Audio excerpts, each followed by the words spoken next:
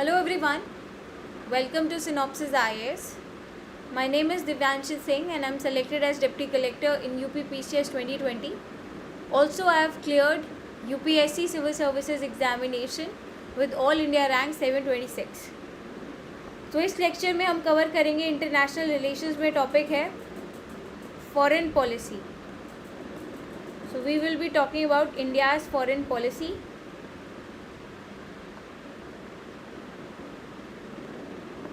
Now this lecture is part of our mains classroom program. So about more courses at synopsisias.in आप website visit कर सकते हैं synopsisias.in and यहाँ पर जो बाकी कोर्सेज हैं synopsis IAS पे उनके बारे में जानकारी ले सकते हैं. Moving on with the lecture.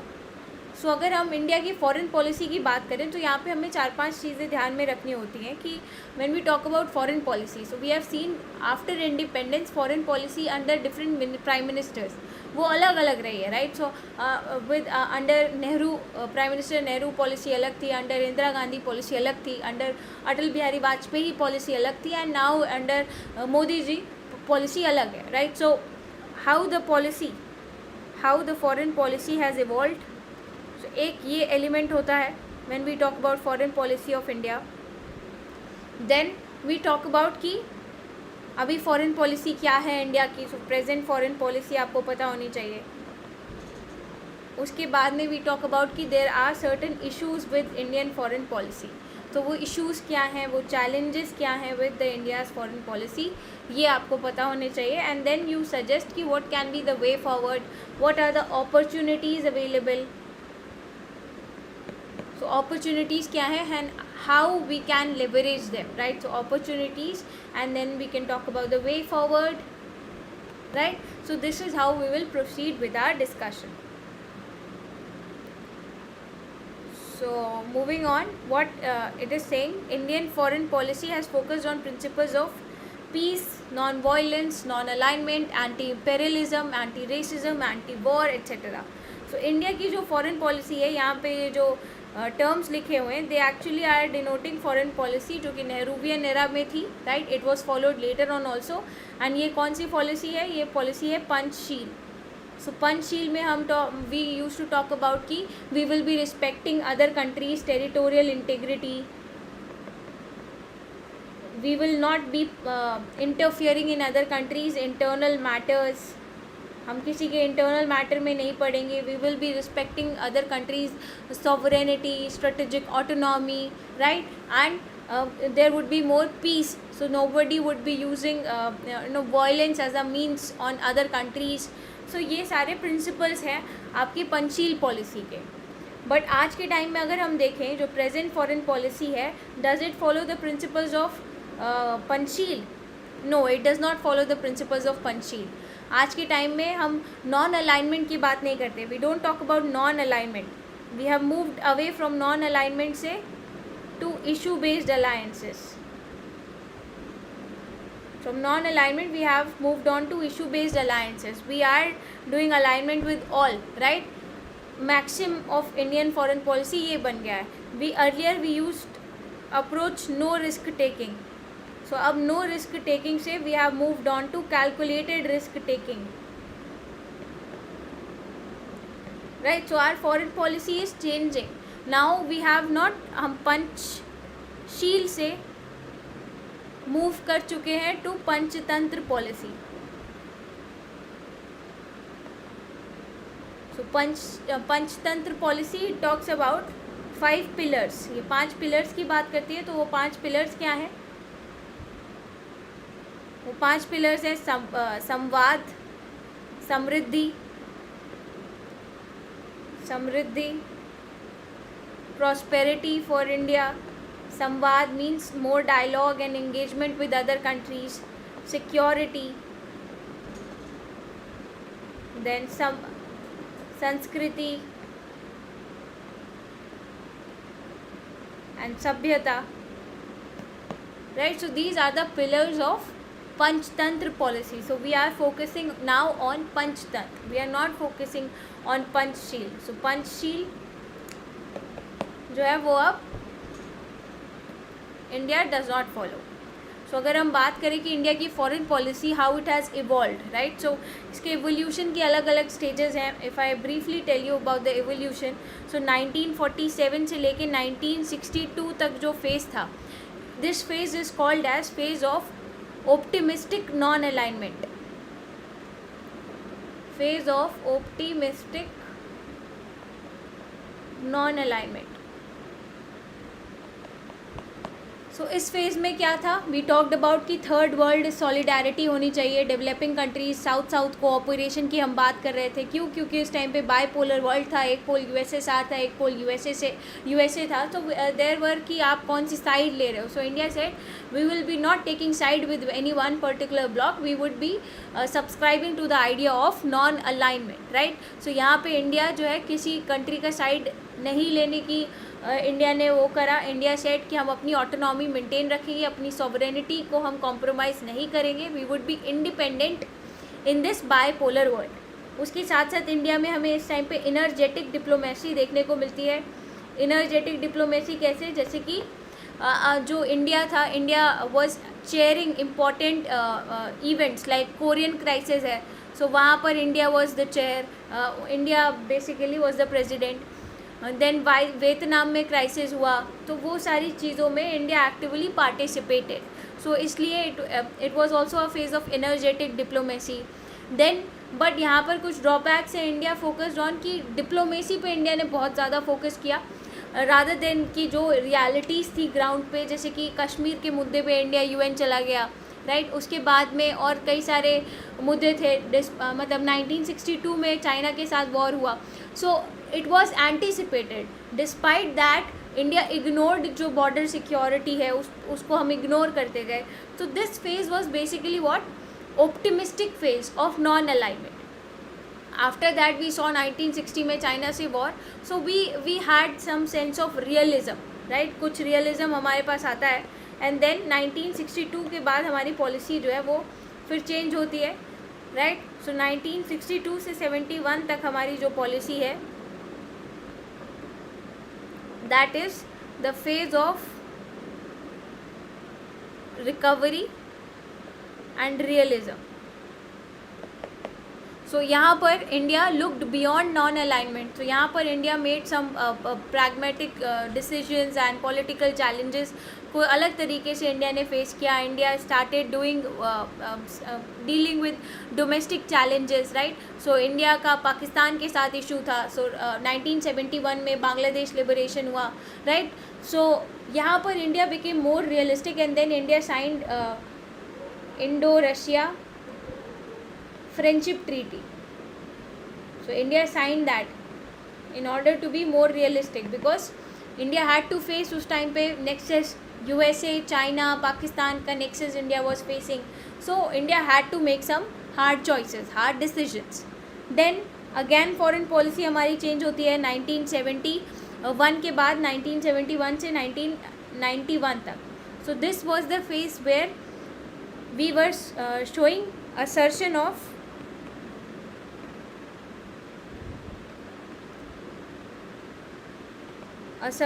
regional hegemony. So regional hegemony कैसे, ड्यूरिंग इंदिरा गांधी के टाइम पे India played an active role in the creation of Bangladesh, right. Then Sri Lanka में पीस कीपिंग फोर्सेस इंडिया ने भेजी, although it was a misadventure, but then India did that, right. उसके बाद कई सारे इश्यूज़ में, मतलब इंडिया का क्या था, रीजनल हेजेमनी को इंडिया ज़्यादा असर्टिव हो रहा था रीजन में, right. So this was the scene. It was ये हमारा 1971 से 1991 तक चला. उसके बाद 1991 से लेके 1999 तक जो है, there was a phase where we were trying to safeguard our strategic autonomy.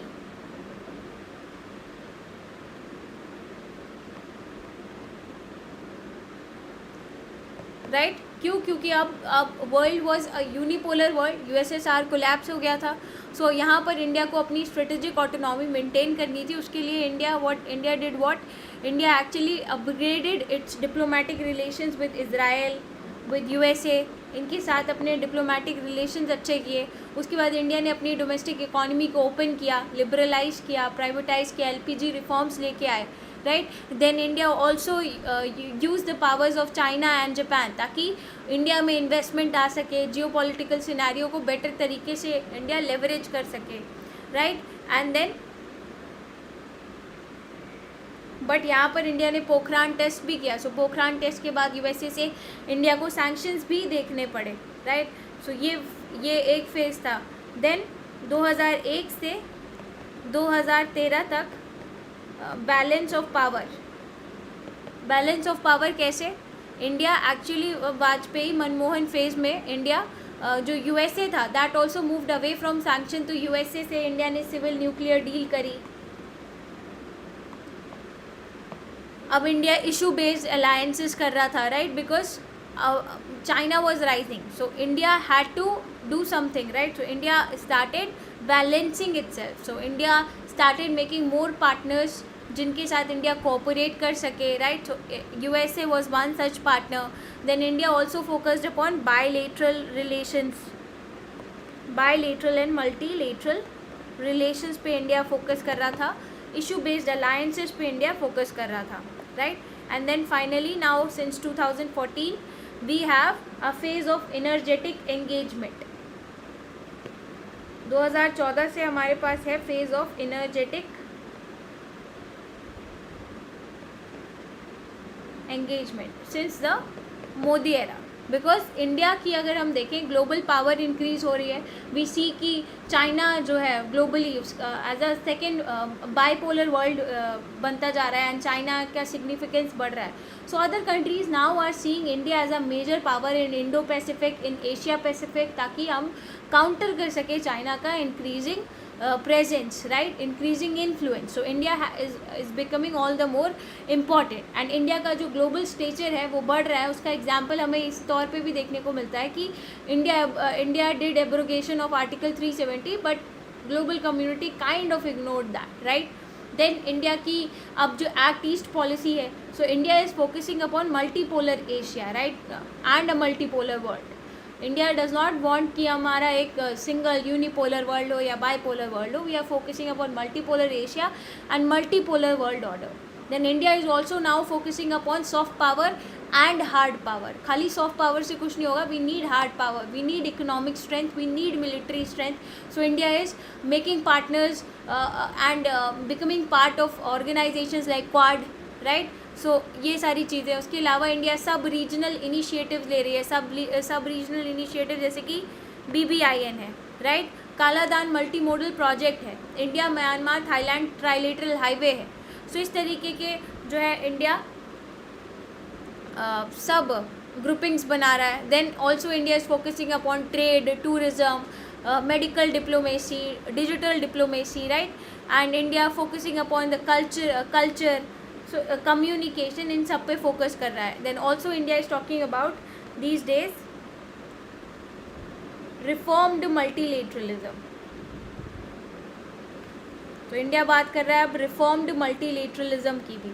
Y? Because we सी की जो ये मल्टीलेटरल फोरम्स हैं they are not representative of the new world order, not representative of the third world.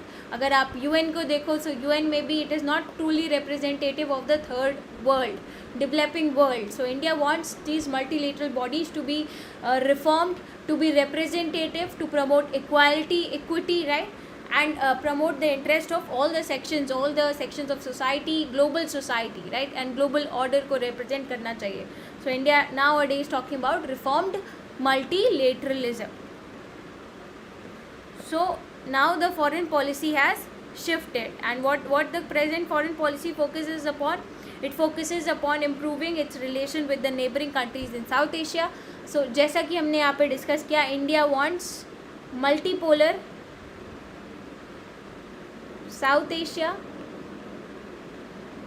and multipolar world.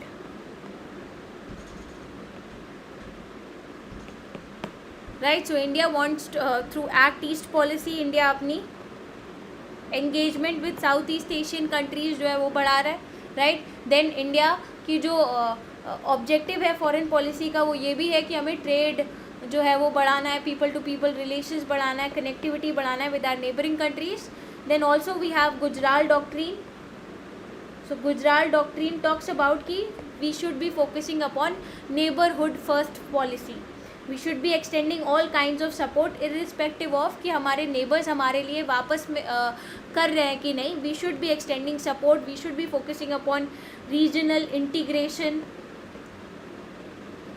And Gujarat Doctrine says that India should promote India-led regionalism with which our neighbors are comfortable. So we talk about the neighborhood first policy, right? उसके साथ साथ India has entered into several memorandums of understanding, several MOUs, right? Even with organizations like SAARC, ताकि हम trade, connectivity, infrastructure, transport इन सबको बेहतर कर सके, better कर सके. Then also India focusing upon people to people contact, commercial linkages within the region, within the South Asian regions. Why? Because South Asian region, it is a glass half full, right?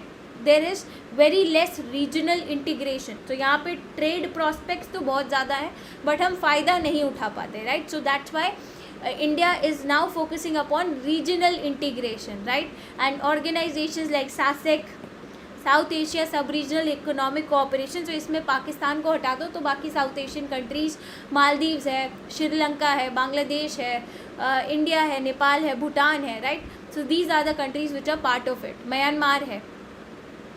सो ये चीज़ आपको पता होनी चाहिए. And other bodies like BIMSTEC. So इन पे focus कर रहा है India, so that we can promote regional integration, we can promote trade, commerce, right. So इन सब पे फोकस किया जा सके. More investments in infrastructure can be done. So India now has focusing upon more proactive role in South East Asian region. And इसके साथ साथ India is also focusing upon West Asian countries, right. So West Asian countries में India has also initiated link West policy, ताकि हम waste Asian countries से भी equally cooperate कर सकें in the fields of energy security, trade, employment linkages with West Asian countries, right. उसके साथ साथ अगर हम बात करें मल्टी अलाइनमेंट पॉलिसी की, तो India is also one of the major defense partner of USA, right. So India is actually expanding its basket of relations with the countries. हमारा क्या कहाँ से क्या टर्म जो है, क्या इंटरेस्ट जो है वो सर्व होता है. यूएसए से अगर हमें डिफेंस में कोऑपरेशन मिलता है तो हम यूएसए से करेंगे. यूरोप से हमें क्लीन एनर्जी में कोऑपरेशन मिलता है, क्लाइमेट चेंज में मिलता है तो हम वहाँ से करेंगे. कोरिया से हमें डिफेंस में मिलता है, इसराइल से हमें डिफेंस में, एग्रीकल्चर, टेक्नोलॉजी में, तो हम वहाँ पर अलायंसेस उस तरीके से करेंगे, right. So India also has relations with European countries in several cultural, economic, technological and military realms. जैसे कि हमने फ्रांस से रफ़ेल इम्पोर्ट किया, राइट. उसी तरीके से टेक्नोलॉजी ट्रांसफ़र कई सारे एरियाज़ में, 5G में, आर्टिफिशियल इंटेलिजेंस में, ब्लॉकचेन में हम यूरोपियन यूनियन के साथ में कर रहे हैं, right. So India is now seeing advantages in complementary relationships with Israel also. So India is focusing now more upon the pragmatic foreign policy, right. But still there are challenges with India's foreign policy. What are the challenges if I talk about, right. So challenges आप एक बार ही देख लो कि क्या challenges, क्या issues हैं. अगर हम India की बात करें, so there are several challenges. अगर आप border area की बात करो, so we have unsettled, undemarcated borders are there, right. We have unintegrated region. South Asian region is least integrated region. So हमारा अनइंटीग्रेटेड रीजन है. अनइंटीग्रेटेड रीजन की वजह से हम कई सारी अपॉर्चुनिटीज़ हैं उनको एक्सप्लॉइट नहीं कर पा रहे. So under exploited opportunity, economic opportunity, cultural opportunity, क्योंकि रीजन लीस्ट इंटीग्रेटेड है. So we are not able to exploit all the opportunities, right. Then we always deal in pairs. Deal in pairs मतलब अगर हम पाकिस्तान की बात करें तो China will automatically come, right. If we are talking about Nepal, then also China will come. So we are what? We are doing what? We are dealing in pairs. So इस तरीके से हमारी पॉलिसी इम्पैक्ट होती है. Then there are several other challenges. Other challenges जैसे कि strategic challenges. So strategic challenges we see कि China is entering into our sphere of influence. So ये एक बहुत important reason है.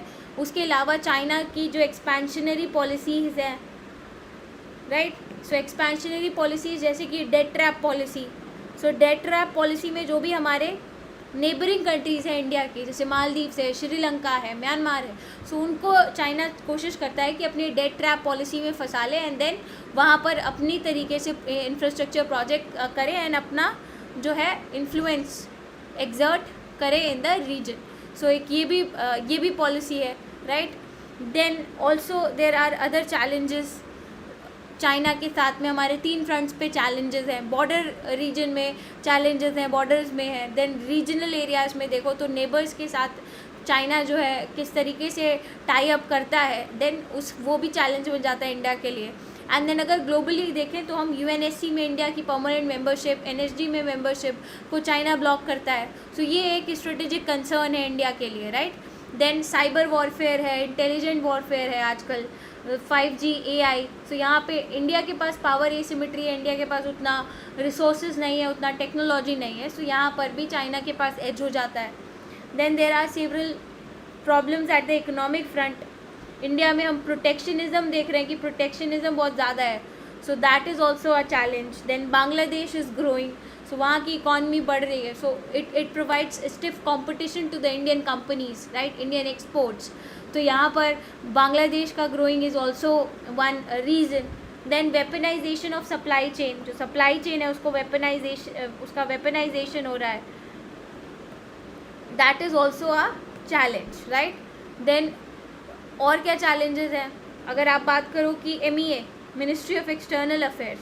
सो यहाँ पर काम बहुत स्लो होता है. यहाँ पे रिसोर्सेज की कमी है, स्टाफ की कमी है, फंड्स की कमी है, right. Then they always live in a policy of strategic isolation, right, cutting off themselves. So ये पॉलिसी आज काम नहीं करेगी, right. We now need integration. So ये भी चीज़ है. Then we have seen failed regionalism, right. We don't talk about कि interconnectedness की बात हम नहीं कर पाते हैं, right. Then media में भी we see कि post truth era है. We focus more upon emotions. We focus less upon facts, right. Then media also क्या देखता है, हमें फॉरेन पॉलिसी में वेस्टर्न वर्ल्ड का व्यू दिखाते हैं, इंडियन व्यू कम दिखाते हैं. सो इस तरीके से these are the challenges to India's foreign policy and how what are the scope, कहाँ पर हम इम्प्रूव कर सकते हैं, कैसे इम्प्रूव कर सकते हैं, ये भी यहाँ पे हमें बात करना पड़ेगा अपने whenever we talk about foreign policy, right. So India needs balancing, right. Issues आते हैं, हम कहते हैं we are dealing in pairs, right. तो हम नेपाल की बात करते हैं तो चाइना आ जाता है, पाकिस्तान की बात करते हैं तो चाइना आ जाता है, ईरान की बात करेंगे तो USA आ जाएगा. So we have to know how we need to balance. और इंडिया को 5 फ्रंट्स पे बैलेंसिंग करनी पड़ेगी, राइट. वो 5 फ्रंट्स क्या है? We have to balance China and USA. अब चाइना हमारा पड़ोसी है तो हम पूरी तरीके से USA की बात नहीं मान सकते, right. Because we have to live, हम लैंड बॉर्डर शेयर करते हैं चाइना के साथ, तो हम टोटली चाइना को कट ऑफ नहीं कर सकते, टोटली चाइना को इग्नोर नहीं कर सकते, right. We also have to maintain an element of cooperation. So यहाँ पर इंडिया को बैलेंस करना है USA चाइना को. देन इंडिया को वेस्ट एशिया में भी बैलेंसिंग की ज़रूरत है. बैलेंसिंग मतलब इंडिया को इजराइल के साथ भी रिलेशंस अच्छे रखने, इंडिया को सऊदी अरब के साथ भी रिलेशंस अच्छे रखने, इंडिया को इजराइल पैलेस्टीन का इशू भी बीच में उसमें भी बैलेंसिंग मेंटेन करनी है, राइट. देन इंडिया को बैलेंस करना है रशिया चाइना की partnership. Now since Russia China are coming close together, so India also has and India sees Russia as a good partner of India. So यहाँ पर India को इन दोनों के बीच में भी बैलेंस करना है. Then India has to balance China and Pakistan, right. And then these kind of balancing has to be done by India, right. And then जो हमारी foreign policy है with respect to our neighbor, so India को वो Gujral doctrine को strict करना चाहिए, right, with respect to our neighbors. यहाँ पे बैक चैनल डिप्लोमेसी और जो भी कर सकें in our neighboring countries. उसके अलावा community development projects in our neighbor countries. That will really help India earn soft power in these countries. And soft power का फ़ायदा हमें देखने को मिलता है at several international organizations, right. India की membership to UNSC, so these countries will support India, right. and several other fronts पर भी, right. So अब जो हमारी strategy है, it should be moving away from Panchsheel to Panchamrit. We have talked about Panchsheel से Panchamrit क्या है, पंचशील क्या है, right. Then we have to move away from NAM. NAM is non alignment से हमें स्ट्रेटेजिक ऑटोनॉमी मेंटेन करनी होगी, strategic autonomy की तरफ बढ़ना है. We have to move away from idealism कि हमें नॉन अलाइनमेंट रखनी है, हमें पीस मेंटेन करना है, हमें सबकी टेरिटोरियल इंटेग्रिटी रिस्पेक्ट करनी है, किसी के मैटर में नहीं पड़ना. So we have to move away from this idealism to realism, right? We have to move away from no risk taking to calculated risk taking. So that is what our foreign policy has to do right now. हमें issue based alliances करने हैं,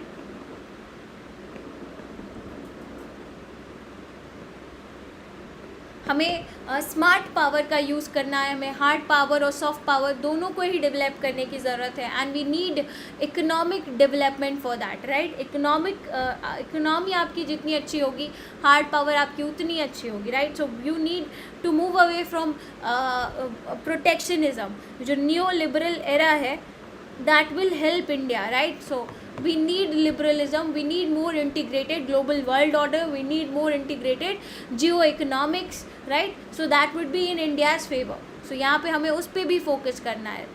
So these are the areas which our foreign policy can focus upon, right? MEA can play a more better role. यहाँ पे MEA दूसरे countries से better coordinate कर सकता है, better जो भी communication है वो और बेहतर तरीके पे engagements को लेके जा सकता है. So 5 pillars of Panchamrit policy. One is संवाद. So more dialogue, more negotiations, more deeper engagements can be done, right? So you can quote such kind of policies like Panchamrit in your conclusions, right? So we have to Act East policy, neighborhood first policy, link west policy, connect Central Asia policy, Gujarat doctrine, all these have to be focused upon when we talk about India ki foreign policy, right? So hope things are clear to you now with respect to our foreign policy. This was it for this lecture. Thank you.